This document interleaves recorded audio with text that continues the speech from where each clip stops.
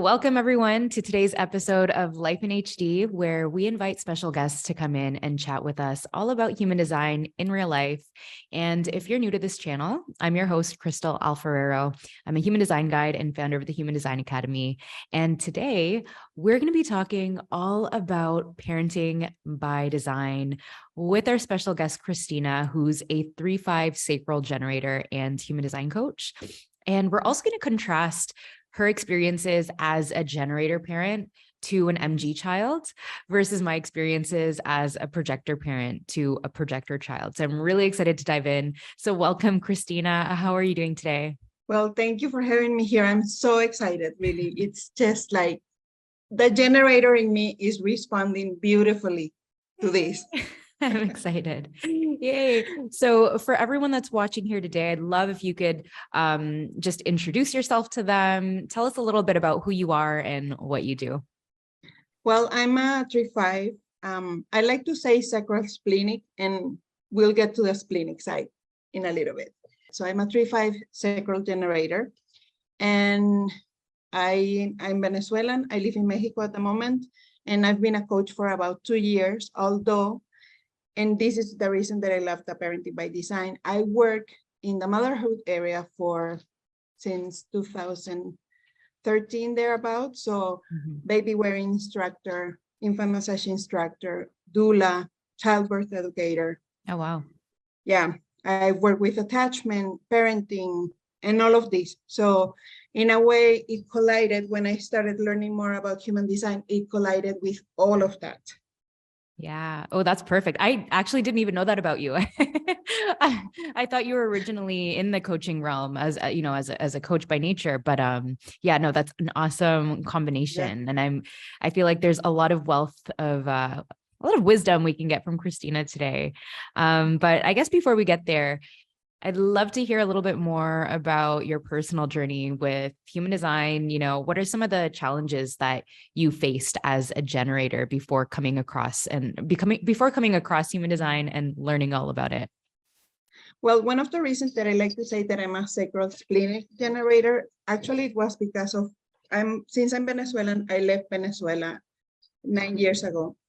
My cat, it's just like, oh. And I came to Mexico. And when I came to Mexico, actually, I didn't have that much support. And I don't consider myself an immigrant in the sense that I didn't want to leave my country. I had to leave my country. So that in itself makes it kind of like a messed up thing. And I came here to Mexico without knowing many people, with a young son. He was 15 months back then. And my spleen took over my sacral. Mm-hmm. And I started listening, and it also has to do with my parents too. But it took over actually the way I make decisions, and not in a good way, because then I wasn't being true to myself. I let fear guide me, the survival.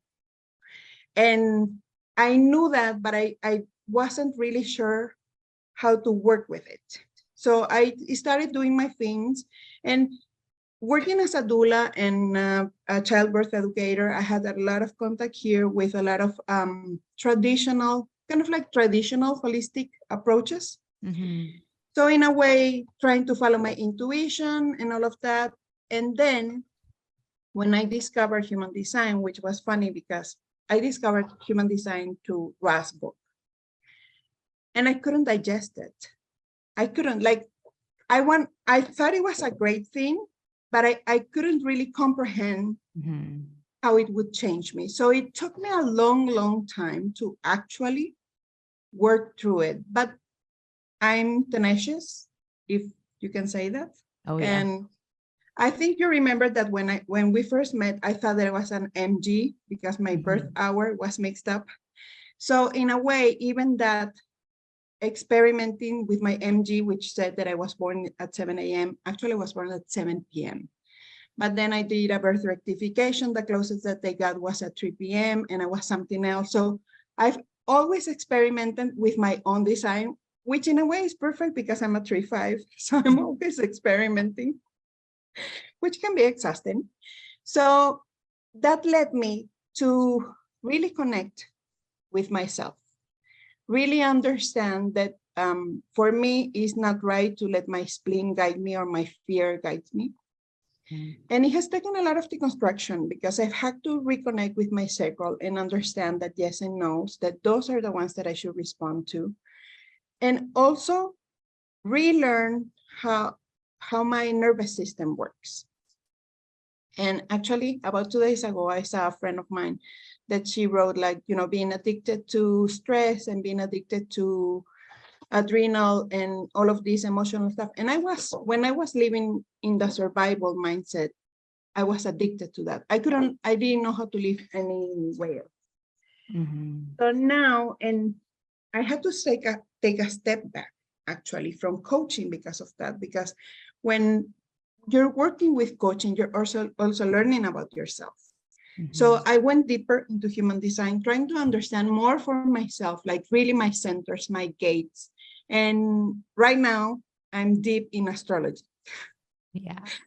Trying to understand the planets and the houses and the signs and how because that's human design at the end of the day. And well, I've been in this experiment, I think 4 or 5 years now. So I think that you go by levels, like at first type strategy. But the thing is that to me, human design is like healing. It's not linear. Yeah. So you go and you learn something and you try it out, and then you go, like, sometimes I fixate with my centers, and then sometimes I fixate with my channels. Now I'm into the planets and astrology part, but then I go back to, and You tell Christina's a line 3, a 3-5 profile. Totally. Zigzagging back and forth. Totally. To me, when I realized that I was a 3-5, that was the moment that I said, this is for me. When I realized that, and it also allowed me to know that not everyone is like me. And that I can drive crazy other people. For example, I try not to impose myself on my son because he's a 5-1. Yeah. So his approach is very different to life, and even he's 10. But even when he was little, I sensed that he was different from me. Yeah. And so I think this is a great segue to our conversation around parenting by design. Why do you feel that human design is important for us to understand as parents? There's so much information that I gather from my son's human design, but the thing is that I learned that after a few years of parenting. So even when you are not very much aware of human design, and that's the way I parent, and I encourage many parents to do, is to view your child as a person. They are persons, and they deserve respect, and they deserve freedom. And of course, they're little, but just because they're little doesn't mean that we govern. Well, govern them is not the word, because that's gobernar. How could you say that in English? Yeah, maybe that. Overlook. So I allowed my son to be a person and to make decisions within his scope. I mean, of course, there are certain things like safety that I wouldn't let him be, completely, because I did allow him a lot of freedom. And that had to do a lot with, I follow a lot of gentle parenting. And I follow also a woman that I love, and I always encourage parents to look her up, that is called Janet Lansbury. And one of the first things that I learned with Janet was like boundaries, but then let your child do whatever they want within those boundaries. And understanding ourselves, because most of the times those boundaries are either societal, cultural, or because of us. Conditioned beings through culture, through society. And also, there are many things that I do because of my human design, because of either my centers or my gates or my fears or my shadows. So parenting by design is also first understanding yourself and knowing that everything you will do is through your lens, but then allowing the freedom for your child to be them. And it's wonderful, because lately I've had a lot of readings with women that are in the coaching industry, I would say, that they don't know much about human design, but just the fact that they're connecting with themselves, they're living their design more closely than they were before. Mm-hmm. And to me, children are like that. When we let them be, when we don't impose so much, they are living their true design. Yeah, absolutely.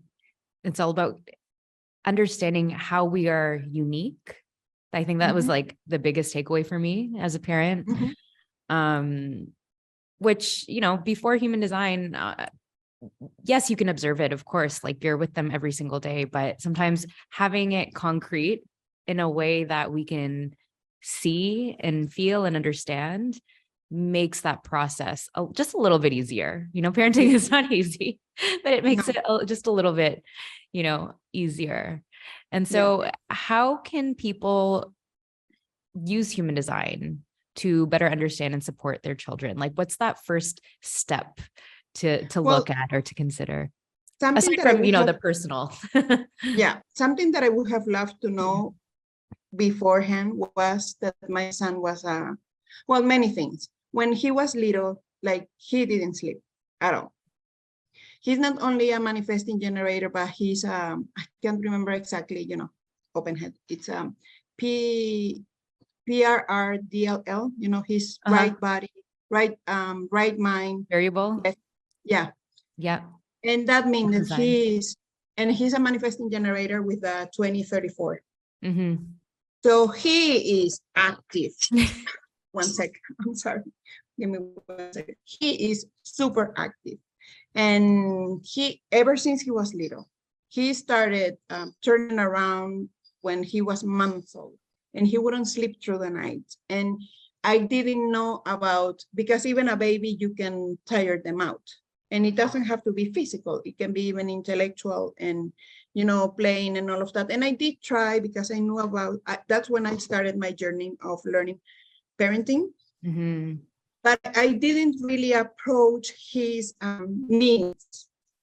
I approached my needs. Yeah. The ones that I needed to sleep, the ones that I needed this and I needed that. I'm a very introverted person. I like being at home. He's a very extroverted person. Yeah. He has a lot of energy. He has big MG energy. Yep. And he needs the stimulation. And when I went into that, I was like, oh, wow. Yeah, of course. So we would stay home like 3 or 4 days. And then suddenly the 5th day, he would start crying and crying and crying and crying and crying. And I took him out and then he would be happy. But this was all empirical. Like I didn't know. So if I had known that, it would have helped me so much. I do believe in a sense that even when we see because at the end of the day, once again, we see human design through our lens. And some things, well, at least for me, you don't process immediately. To me, I knew some things and I ruminate, and it takes me sometimes months to really comprehend a concept. Plus, I have to live it. My tree comes along and it's just like, they have to go through it. Yeah. And I can in many ways in some things because they're not mine. So that I feel that that's why it takes me so long to comprehend some things. So if I had known that, it would have helped me so much, like his energetic needs, so that I could fulfill them, especially as a child, because I did things like sleep training and whatever, which didn't last long because I couldn't handle it. But actually, it was in accordance with his design when he was a baby. Now, afterwards, and this is something that I actually did that I didn't know about human design, but I did it because of me, was his digestion, which for children, really, for parenting by design, is so important to me, I believe, to learn digestion. Even if you don't know, like I don't go into my son's gates and channels, frankly, and I am aware of his energy centers. He's an open, undefined solar plexus like me, with 55 in Saturn. Oh boy. So yeah, exactly. So I learned that just to learn how I could hold space for him, because you can see it and feel it, that one. But I Mhm. don't really go into his gates and channels, really. And I am aware of his energy centers just to keep an eye, but being the right personality and left design plus digestion plus knowing he's an MG with a sacral authority, to me, that's the basic of parenting. I Yeah. mean, if you love human design and you want to go deeper, of course do so.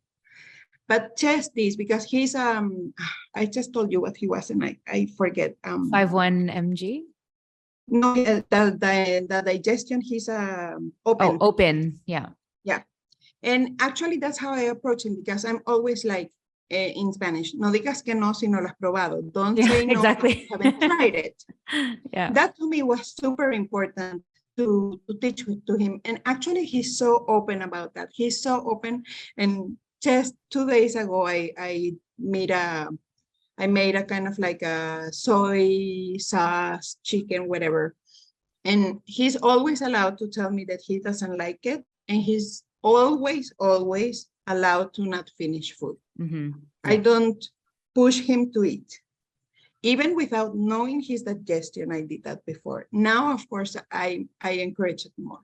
And he approached me and he was like, Mom, this is kind of like a meal that you can do once or twice a month. I know that he didn't like it. He doesn't like to tell me up front that he didn't like it, but once or Oh, twice a month, it's kind of like, that's so yeah. sweet.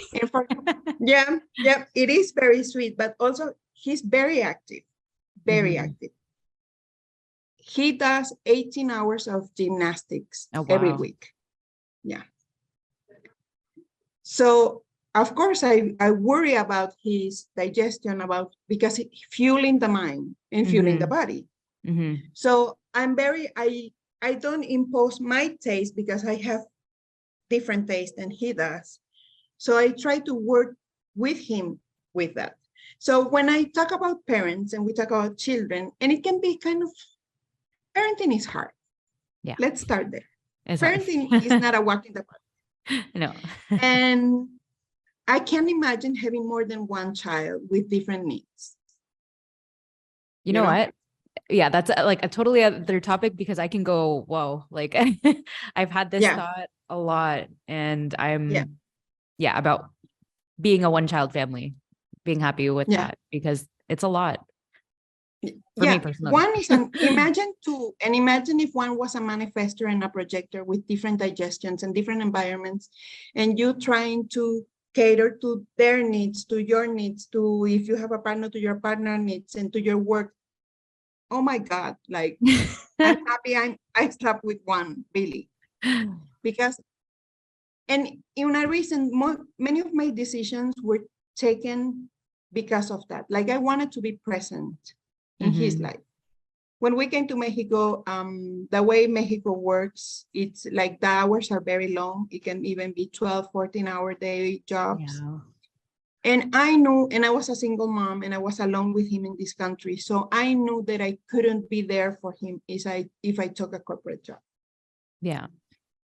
And I was already interested in the motherhood area. I had postpartum depression, anxiety disorder. I had detachment with him, and many things that I wanted to, that I knew that could be better. And Mhm. of course, my 5 wants practical solutions, and Yeah. so it showed up, and I went into the motherhood field and I loved it. And I learned baby wearing, I learned attachment. I didn't want other families to go through what I went through, with not knowing how to approach pregnancy and raising children and all of that. So that's why I dove right into that. Yeah. It's Now, I think if I had known human design, it would have been great. Yeah. We always talk about not getting a manual when the baby's born, but Yeah, human design is that manual to tell you exactly. how little, your little baby functions. Yes. And Yes. I totally agree with you around, we don't need to look at all the minute details in the chart to understand our child. Like, it really comes down to the basics, understanding their energy type, understanding their digestion. And we were also talking about this, but understanding their environment as well. Like, Uh-huh. those were key. Yes. And yeah, I personally do investigate into her gates and channels only out of my own curiosity, but not necessarily, it's not something that I've necessarily had to dive too deep into, but just kind of to appreciate the different sides of her. Actually, one other thing, and yeah, like you're saying, the centers as well is very important. Like, especially for me with my daughter, she has a defined ego center, defined heart. And as an open heart, completely open heart projector, that was very, very difficult for me. And so what we've done in our family is, my husband is the one with the defined heart. And so when it comes to something that we really need to set a boundary on, I kind of delegate that task to him at times, because there's some battles that I can't fight. Otherwise, I'm just like exhausted and I'm just drained, and we need to set that boundary. Otherwise, she's going to go wild. So it's like I get my husband to do it. He has the defined heart as well, the channel of initiation. She has the channel of surrender, the 4426. And so at least that's kind of how we find that middle ground for her. But understanding that helps us delegate those responsibilities in the best way that we can as well. Yeah. Now that you mentioned, which center I look, I'm a defined root and he's an undefined root. Yeah. And I tend to pressure. He feels my pressure. And I noticed that when he's kind of like, he's only 10. So that anxiety and all of that, that's not normal. I know it's not. So I rein myself in, and I've taught him a lot, like, the 5 senses, like 5 things to see, 4 things to touch, 3 things to, I taught him that. And I talked to him about that, like this pressure. And we are both undefined solar plexus, but we can, it becomes convoluted, that the emotions are like, and he's 55, always acts. And the thing is that I'm very much aware that that's something that triggers me. So I talk a lot to him about, breath work and visualization and like giving himself enough time. He's also a triple split. Wow. Yeah. So he needs time to process things and to make decisions and all of it. So my approach with him is to go from the outside in. To the most immediate, to where I will see most change, which digestion and being an MG. And I do teach him about his sacral, like I'm always, what does your tummy say? But the thing is that being a triple split, he's like, and being right left, he's like, he freezes and he's like, I can't decide. So I'm like, it's okay. It doesn't have to be right now. Let's just breathe it out. Try to feel in your tummy, what is it saying? Is it a yes or is it a no? And he's, I don't know. And I know that it's also my root pressuring him because I'm impatient.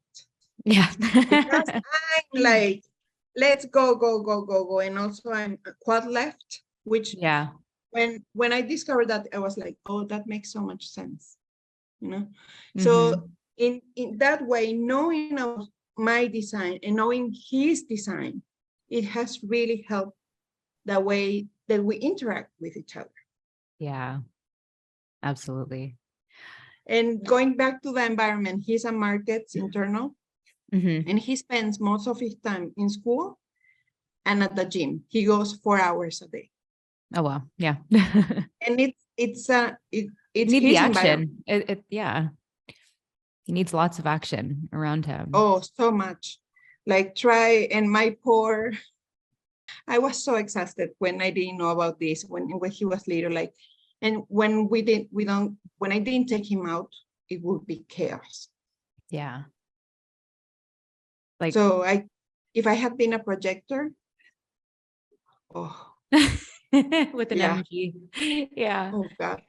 But I totally like, I feel like environment was a huge thing for me to understand. And had I known that when she was little, it would have made me feel more confident in my decision. So just kind of to give you more context, my daughter has a caves environment. And, Mm, when you read these books and these parenting, all this different parenting advice, they tell you not to co-sleep, and they tell you to, have your child in another room or whatever the case is. And so, for us at the time, we were living with my parents. And so we were all in the same room anyways. But even in her crib, it felt like almost lonely for her. And so she wouldn't be able to sleep. Then that would mean I wouldn't be able to sleep. And so the first 3 months of her life were just like survival mode. And it was awful for me. mhm. Yeah. And right. And so what I had to do instead was just give myself that permission to say, like, okay, just let her sleep with you in the bed. Mhm. Yeah. Right. And when she did, she would sleep almost all the night. Not like it took her a long time to sleep the whole night, but she would sleep, or she would wake up a lot less because she felt that warmth. She felt that security, that safety when Mhm. she's with me. And even Mhm. now, like, I mean, we're in the process of trying to get her to sleep in her own bed. We kind of go through phases where it's like she's in her room and then she like kind of sneaks into ours. And yeah, we're trying to go through that transition because she's getting older. But she loves to be with her like mama, papa, like right in the middle, and feel that Mhm. safety and that warmth Yeah. and that, and so before we do that full transition, we're trying to set up her room in a way that it's very like cozy for her. And it's very like, and another thing, she would never sleep if there was like a little bit of light peeking through. So it was literally like caves needing to be totally pitch black dark. Mhm. And we're lucky here, in Spain, they have, what are they called? The metal blinds, persianas. Uh-huh. Yeah. Sí. So yeah, so that we have that at least. And so it's like pitch black dark for her at night. And she sleeps fine like that. As long as she knows she's safe and she's comfortable, then she's Mhm. good. I co-sleep with my son. Well, he's 10, so he Mhm. has his room, and he goes there from Monday to Thursday, and Mhm. then on Friday he sleeps with me, and then he goes Yeah. back. Oh, So, but that's a good compromise. yeah, we actually co-slept when I didn't at the beginning because I read all the books. Like, I'm Venezuelan Latin. My mom is from the US. So in a way, I read all the Be Independent, whatever books Yeah. when I was pregnant, which I don't consider the right books for me Mhm. because I tried to follow that and it actually didn't work. So I started co-sleeping with him when he was 10 months, and it worked Mhm.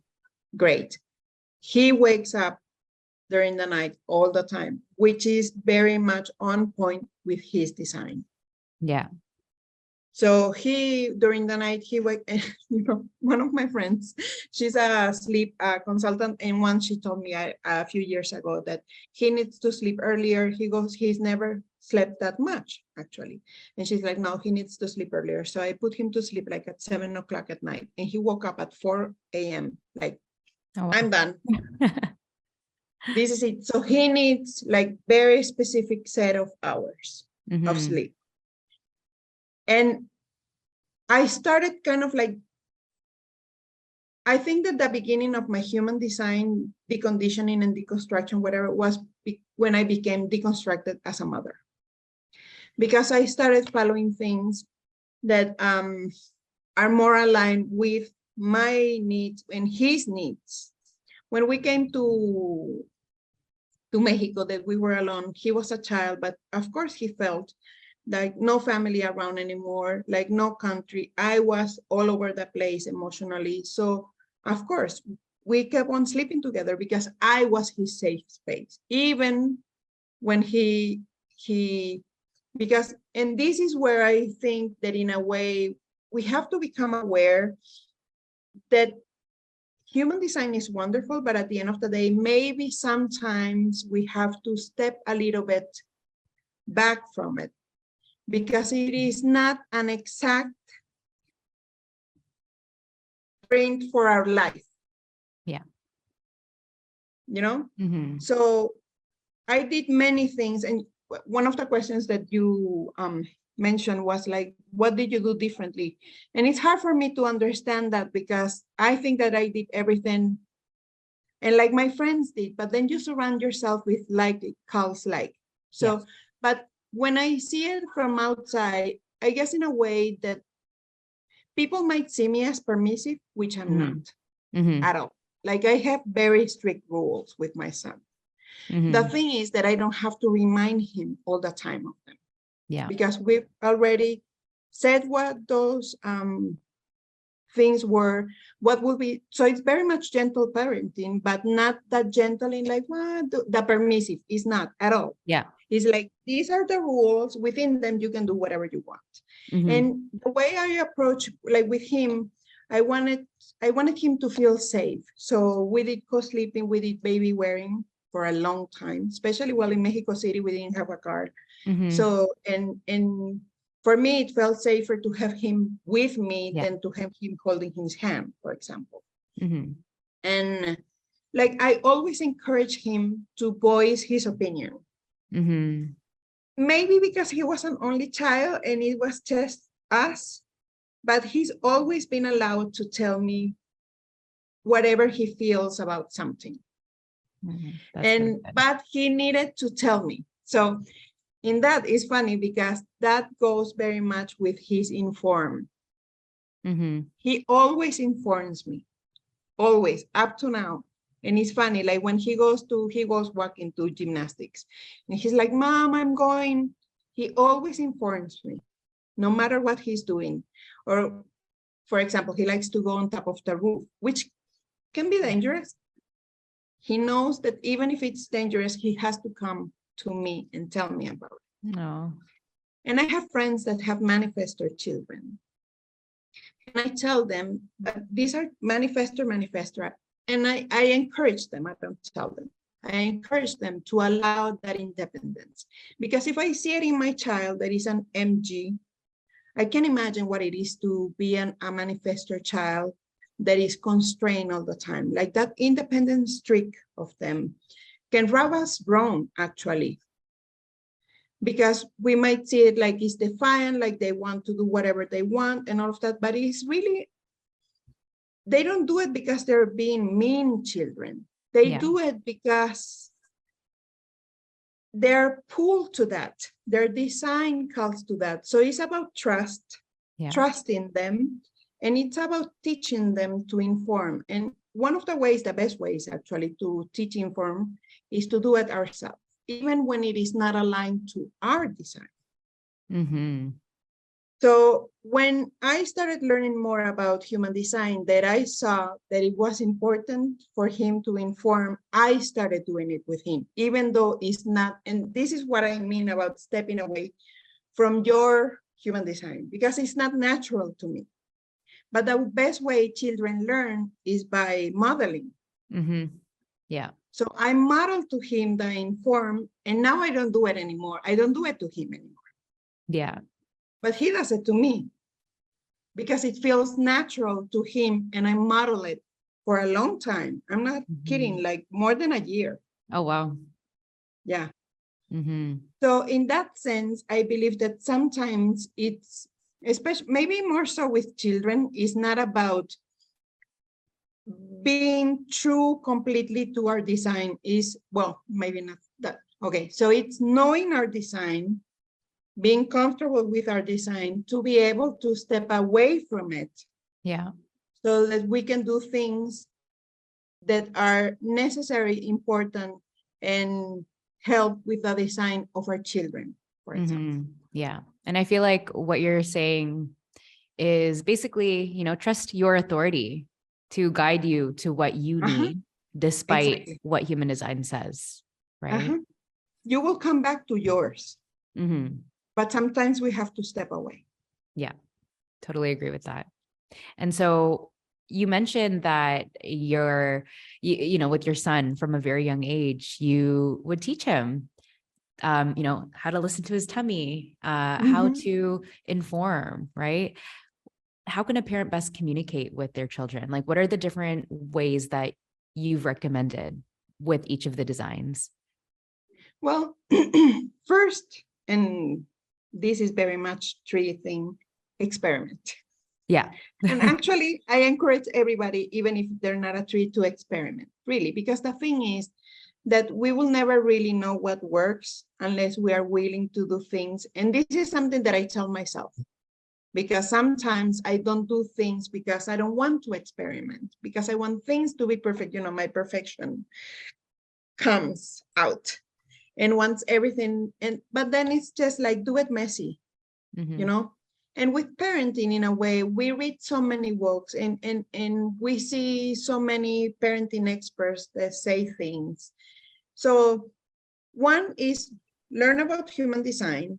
Two, I would really encourage people to read different things about parenting, to find your essence and not be afraid to pick something from this one and pick something from this one. So I have a mixed gentle parenting, Dan Siegel, Janet Lansbury, and I follow parenting conferences because I enjoy it. So I learn about attachment also because it works for you.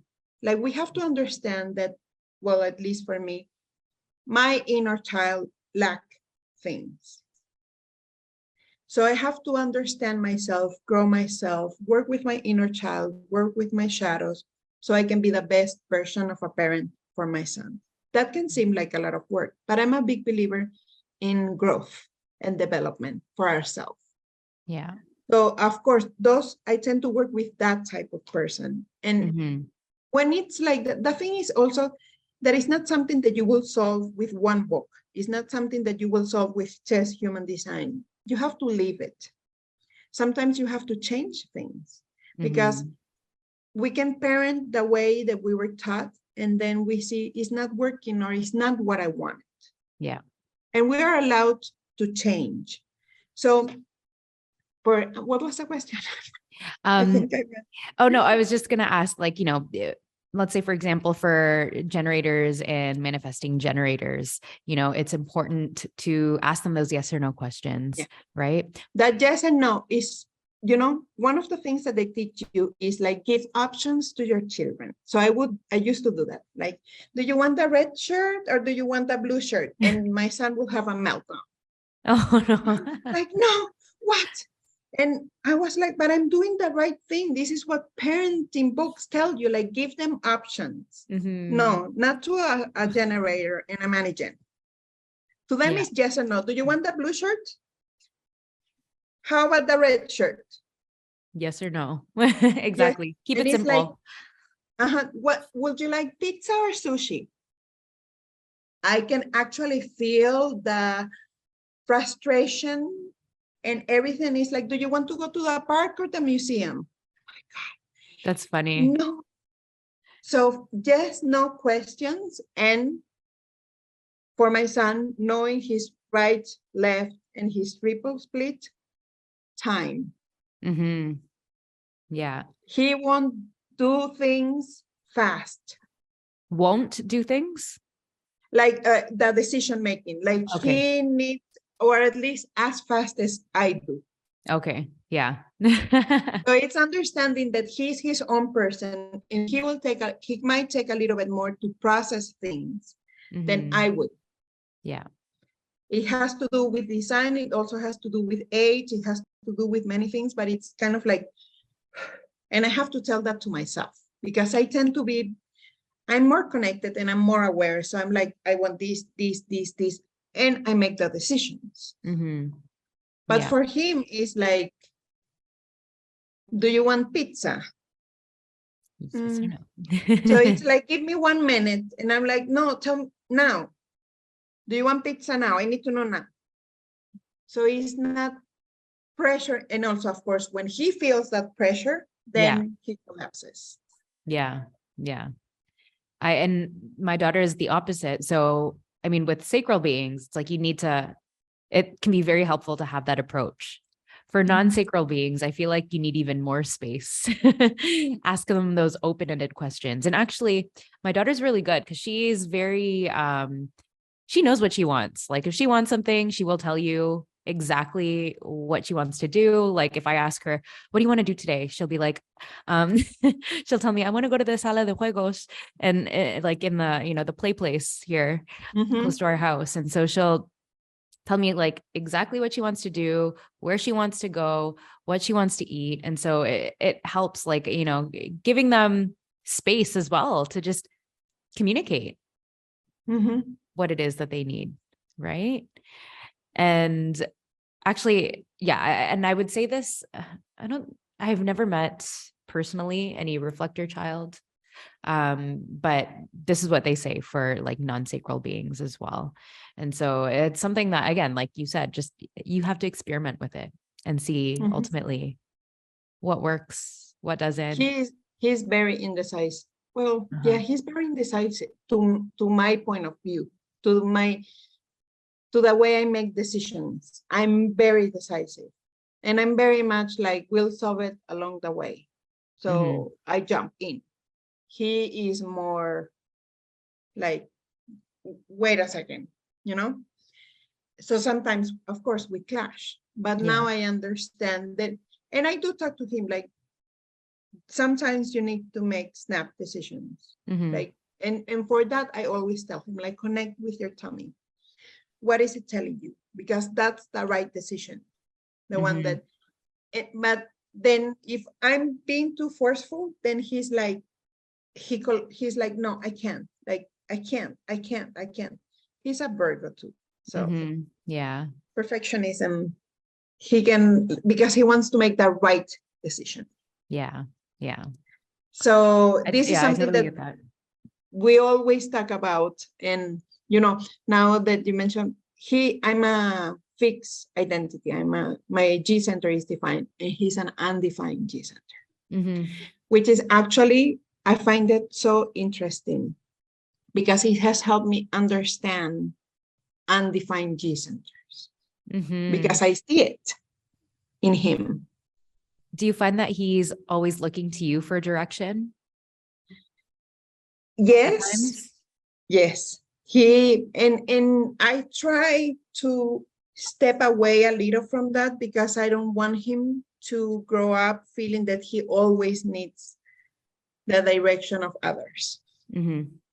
So that's why I've also been learning how to step back and allow him time so he can really make the decisions that are good for him, and not because he's around me or because my G center is very much like they know where we're going.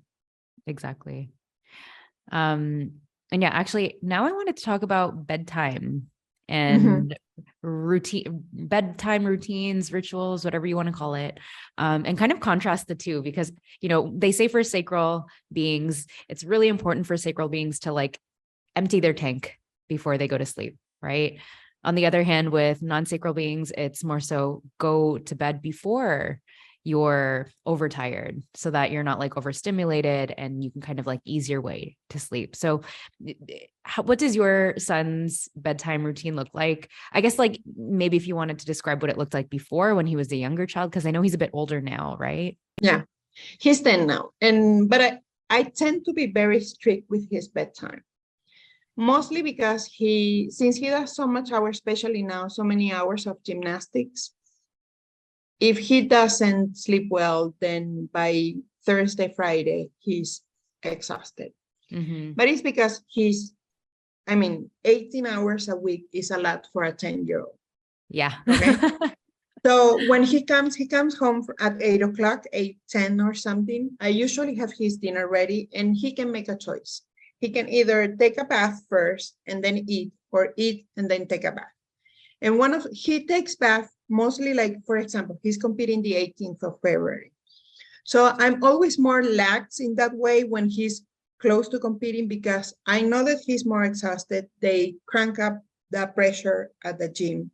So I'm more nurturing food, more protein and all of that, and baths so that his muscles can relax.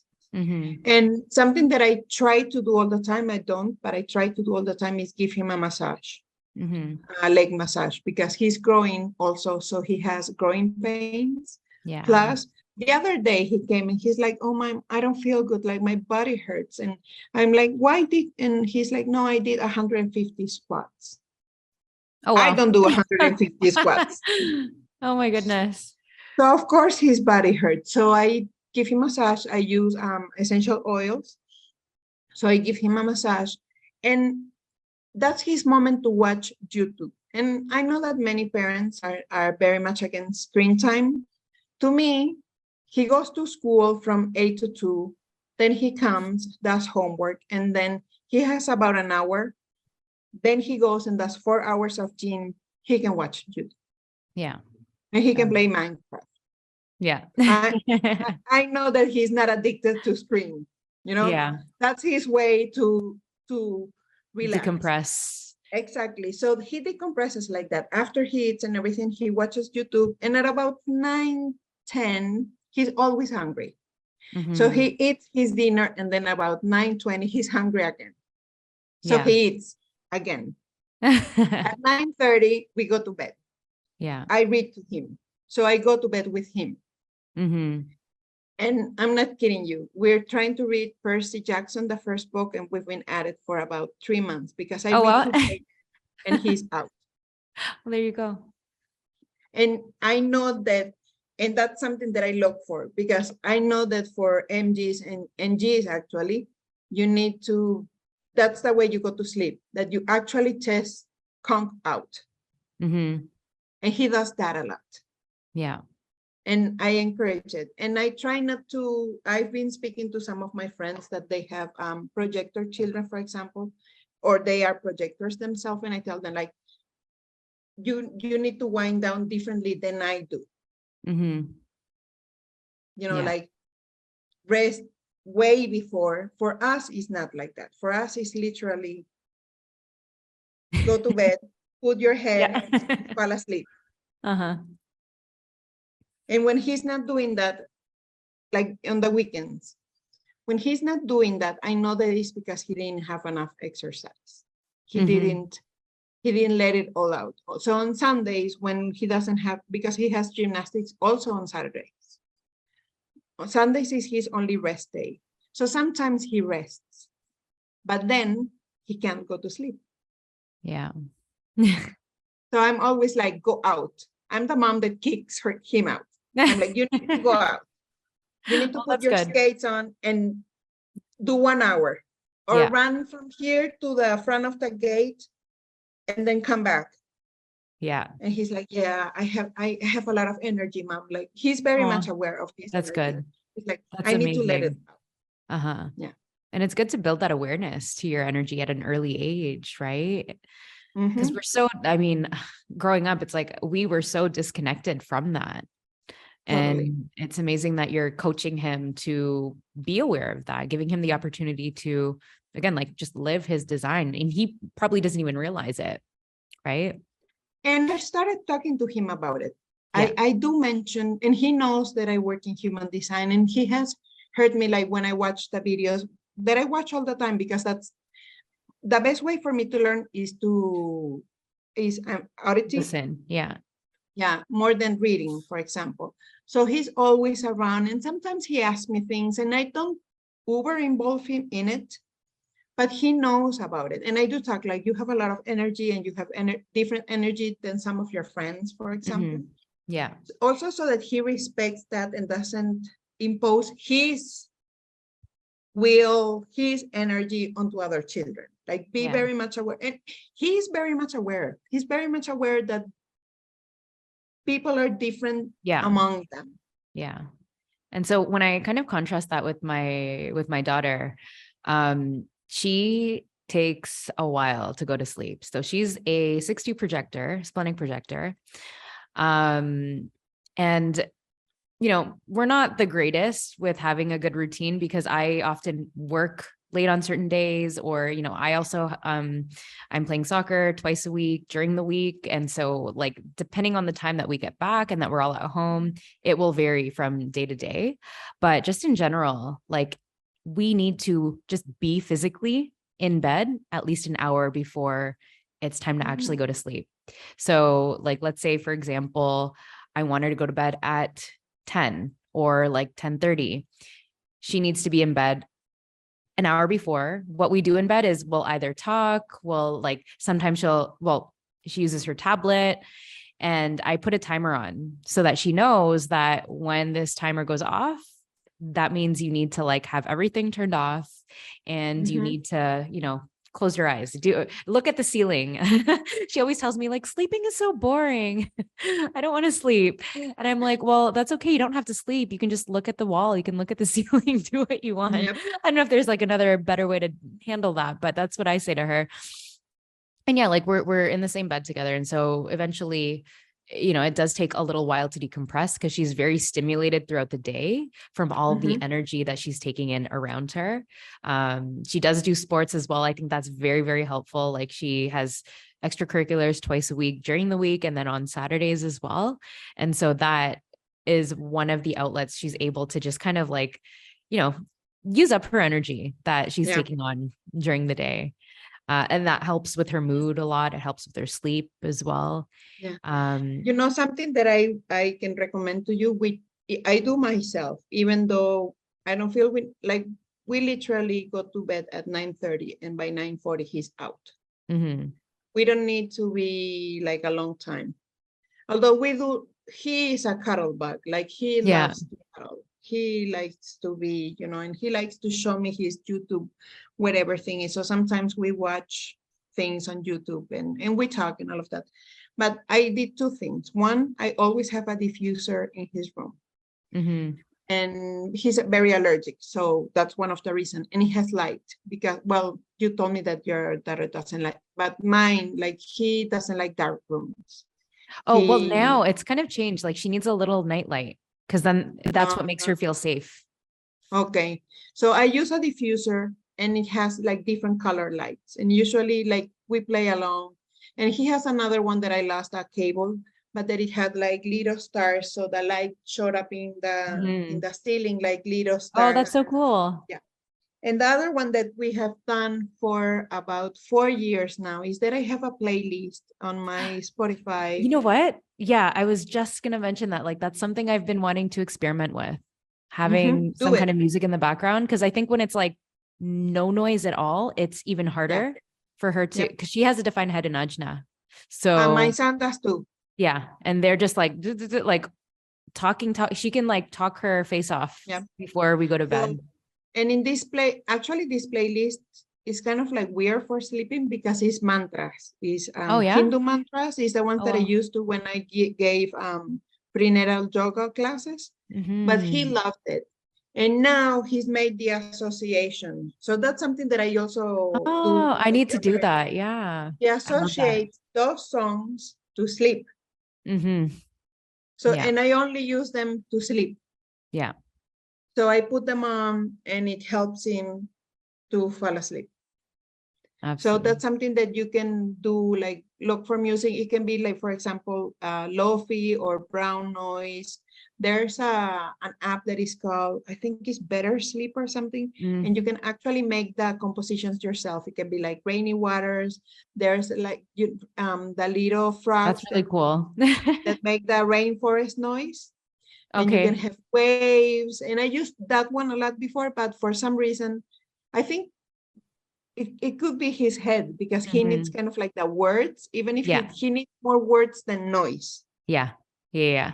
So for him, the mantras work amazing, like for sleep. But if we are in bed 1 hour before, we do it just because we're cuddling, not because he doesn't need that actually. He doesn't need so much time before. Not at all. He just needs to go out and spend his energy. That's what he needs. And then he goes to bed. Oh, that's amazing. I love that. So I guess to kind of close our conversation today, what's one piece of advice you'd want to share to parents who want to understand their child better through human design? If you wanted to leave one thing. One thing, it would be like to read, and I this is what works for me. The more I know myself, the easier it is for me to know my son. The more I know where I'm coming from, childhood, how I was brought up, the better I'm able to connect with him and really see we do many things in life because we think we're supposed to do them that way. Yeah.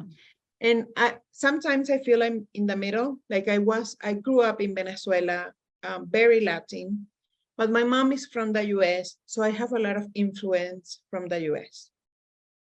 It does make me feel like I'm from neither here nor there. And sometimes the way the information contradicts itself completely. Yeah. So in a way, I use that to my advantage because I acknowledge that. I acknowledge that that's how I was brought up. So when I try to understand what those things are, how they influence me, and if I want to keep doing them, because at the end of the day, there's so much information that has come out. And also, some things are just traditional. And with this one, I will give an example that I see a lot in Mexico. Like there's an area in Mexico where children literally sleep in hammocks above their parents' bed. Oh, wow. Yeah. And it's how they sleep. If someone from the US, for example, saw that, they're always against it. And I know that those are the decisions that you have to make as a parent. And if you want to make informed decisions, of course, go into science, but also acknowledge that there are traditions that will go against those science-based stuff.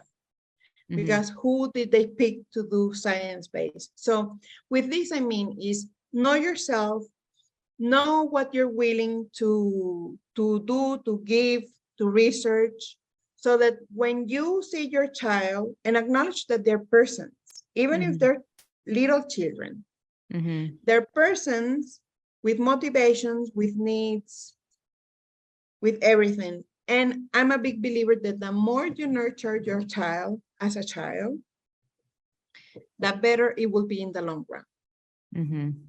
And that can be exhausting, actually. So it's also acknowledge the exhaustion and do things to care for yourself. So that you can be there for your children. But it is something that, frankly, you will never regret. Giving your being there for your children, I don't think you'll ever regret that. No. Love that. Thank you, Christina. And so for anyone that wants to reach out to you or work with you, is there anything that you're offering right now that relates to parenting and human design? Well, not really to parenting in itself, but my birthday is in 2 weeks. So, and I'm turning 45. Yay. So I decided that I was going to give 45 readings for $45. Wow, there you go. It's crazy. Like that's amazing.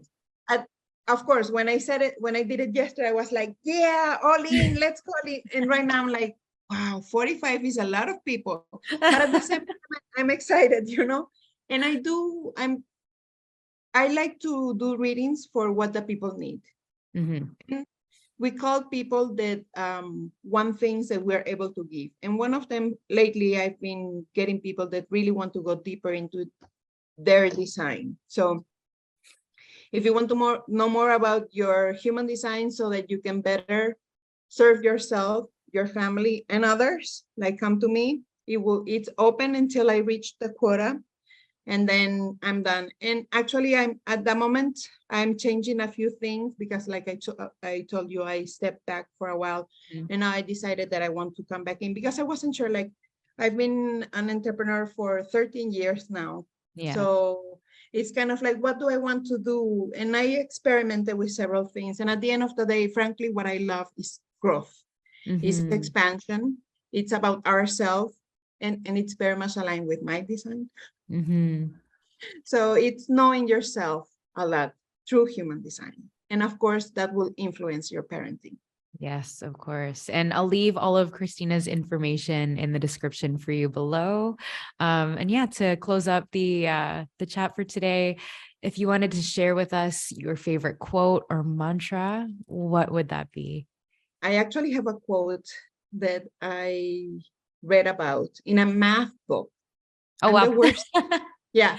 And I'm the worst at math, like really. But my uncle is a mathematician. So he had a book and I was reading about it. I read this quote and it has been my mantra for all my life. And it's eadem mutata resurgo. And it means, although change, arise again the same. So see, our essence is the same. But as we grow, things grow. Mhm. So we change, but our essence stays the same. That's beautiful. Oh. And it's a gift that we need to make space for. Mhm. Allow ourselves to grow, to expand, but know that the essence, our true essence, will always be there. I love that. I love that so much. Thank you for sharing that, Christina. And thank you And so much thank for your you. beautiful energy, for being here, for sharing your experiences. And again, for just, I love our chats. Like it goes very deep. And so thank you so much, Christina. Thank you for having me.